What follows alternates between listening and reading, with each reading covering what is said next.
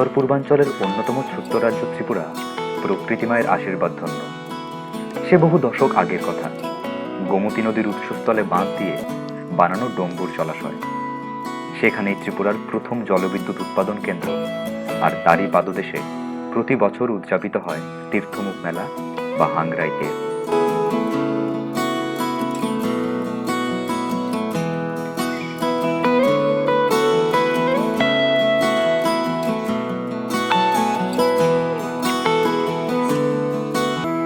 এটি রাইমা সাইমার জলে পরিপূর্ণ রাজ্যের অন্যতম প্রধান নদী গোমতীর উৎসস্থল, নানান কথা উপকথার উন্মুক্ত বিচরণ ভূমি।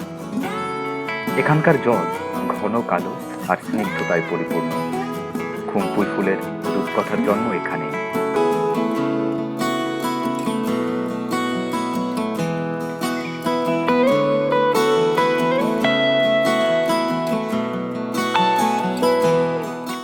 জাতি ধর্ম বর্ণ নির্বিশেষে পৌষ সংক্রান্তি মেলায় অংশ নিতে এখানে হাজির হন।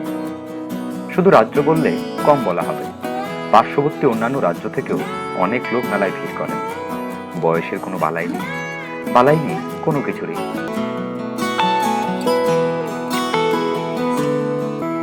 চিরাচরিত প্রথা মেনে স্মরণ করা হয় পূর্বপুরুষদের, প্রার্থনা করা হয় তাদের আশীর্বাদ, সুখ শান্তির জীবনের জন্য।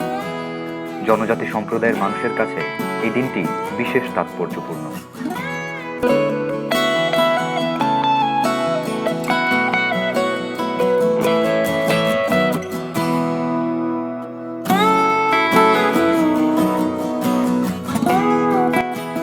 বহু দোকানি পসরা সাজিয়ে বসেন।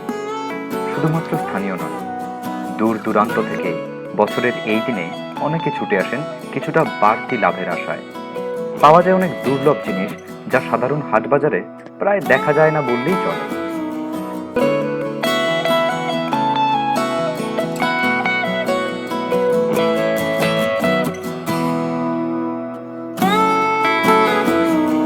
তীর্থমুখের মেলা আর চারটি মেলা থেকে সম্পূর্ণ আলাদা। ইতিহাস, সমাজ আর আগামী এখানে মিলেমিশে আছে সংস্কৃতি ও ঐতিহ্য। সারা বছরের গ্লানি আর ক্লান্তি ধুয়ে মুছে পরিষ্কার হয়ে যায় ঠিক এখানেই। মননের অবাধ আনাগোনা এখানকার আকাশে বাতাসে। পাখির ডাকে ভোর হয়, নদীর জলের কলতানে প্রশান্তি লাভ করে শ্রবণেন্দ্রিয়। ত্রিপুরা রাজ্যের অন্যতম পরিচিতি তীর্থমুখ মেলা তথা ডম্বুর হ্রদ। যখন নিজেকে একটু অন্য চোখে দেখতে হয়, বুঝতে হয়, কিংবা ইতিহাসের হাত ধরে বর্তমানের সুতোয় মন ঘুরি বেঁধে অসীমে খুঁজতে ইচ্ছে করে সীমাবদ্ধকে, তখন এভাবেই ফিরে দেখতে ইচ্ছে করে তীর্থমুখ মেলা।